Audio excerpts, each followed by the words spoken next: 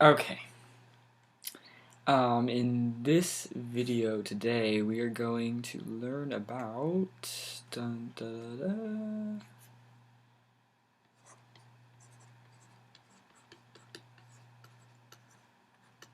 functions, mathematical functions, and if you want to follow me, I am using a book as like a curriculum for all of my future tutorial videos in calculus. I am using the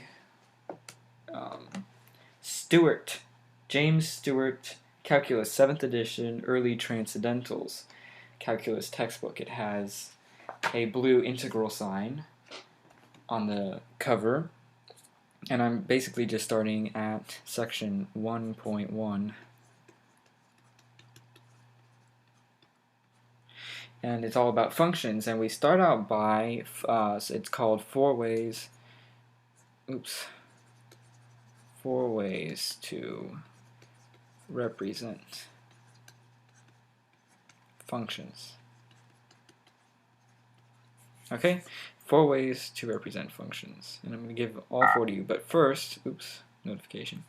First, what is a function? Well, a function is basically a machine, okay, and I always explain functions like this. You have an input, and you have an output. Alright, and we'll denote function with F, nice fancy F. A function is, in math, you can think of a function as an equation, x squared plus x minus 5. That could be your function equation. With a function, you always input something, alright? So you have an input, okay? And when you input something into your function equation, it changes the input and gives you one output.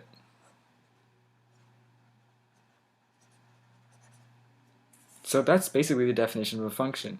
You've got one input, you've got one output. That's it.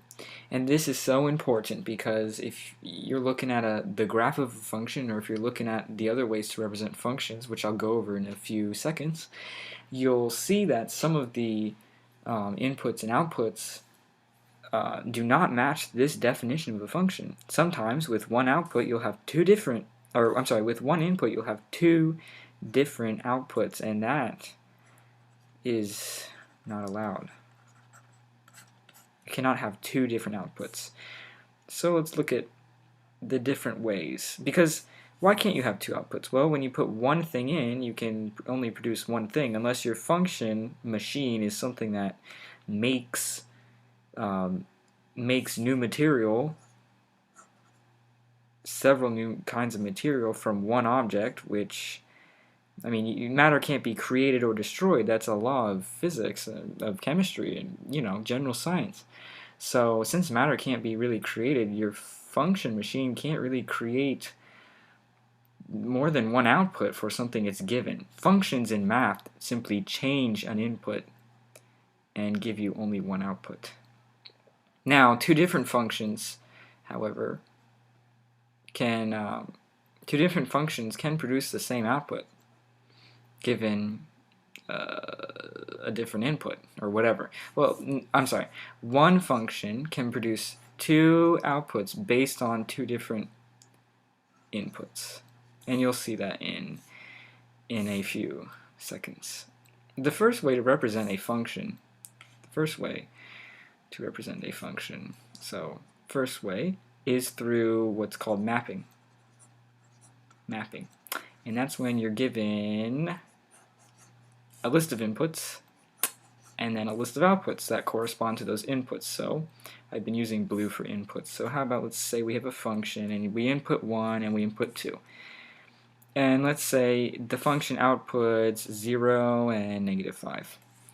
Then, to draw a mapping to make this complete, you would draw which input yields which output. So let's make it simple. Let's say this function, when -1 is input, yields the output 0, and when 2 is input, the function produces -5. Alternatively, you can represent it like this. What if the function produces -5 for -1 and 0 for 2? That can happen. You can crisscross the arrows. So what isn't allowed? This isn't allowed. Look at that. You have two different outputs for one input. Not good. Not allowed. This, however, is allowed. You have one input, one output. Yes, that is okay with our rules, and you have one input, one output. Though the input is the same, though the output is the same for a different input, you still have one output per input. Alright? That's the first way to represent a function. The second way, Stewart says in his book, is through, verbally. You can represent a function verbally by a description in words. So, I really don't want to go in depth with this because it's easy just to describe a function verbally. You know, if 1, that's Roman numeral 1, if 1 is the input,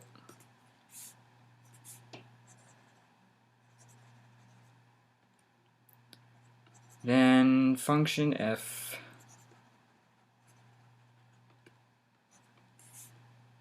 outputs or yields or produces, I don't know, 0 or 5 or 6 or whatever.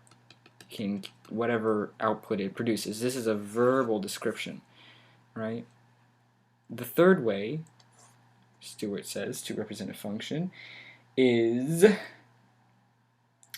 graphically, or through a graph, with a graph.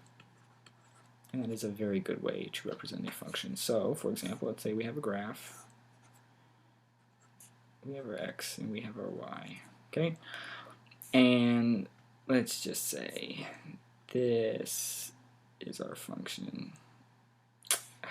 So bad. Alright, let's do absolute value function.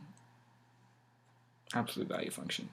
So the blue line represents our function, and this is how to graphically represent. Technically, this is what's called a composite function, but we'll get to that later. But this is a graph, and you've plotted the function, so this is a perfectly good representation of a function. And then our fourth and final way to represent a function is algebraically with an explicit formula. So hope you can read my cursive. Algebraically. So for example, f of x is equal to 2x cubed minus x squared plus 6. This is a perfectly good representation of a function. You are giving the explicit formula for f of x, a function. There's also, going back, Stewart, when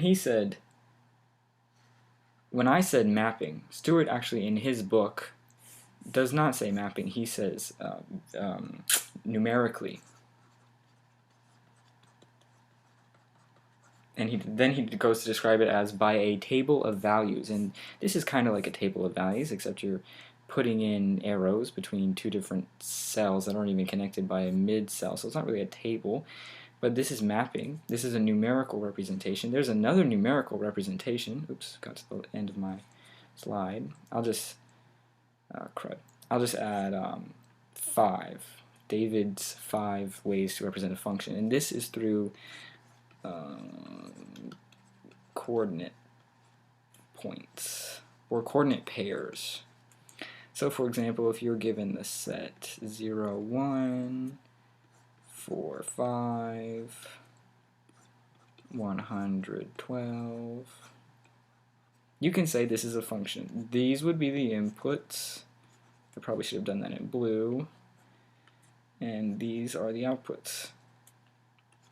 And I'll explain why later, because coordinate points this is the y value, and this is the y value, and this is the y value, and they're the outputs, which is equivalent to f of x, if you can see up here. F of x, the explicit formula representation. So yes, here you can tell easily, oh yeah, this is a function, because for every input there is one output, one output, one output, one output. If, however, you had this, how about 4 produces 5, and 4 also produces 1, or whatever, keep going in your set. This automatically, you don't even have to read the rest of the values. Just seeing this, 4 produces 5 and 4 produces 1, no. This is automatically not a function. So those are your 4 or 5 ways to represent a function if you want to count my last one. Just remember, functions take an input, change it through some formula, and produce one output, not two, because you can't create more than one thing from when you're given one thing. It just defies the laws of nature. So that's all about functions. That's an introduction to functions. I'm going to make more videos later about how to graph functions, how to do all this function properties and stuff like that. So stay tuned.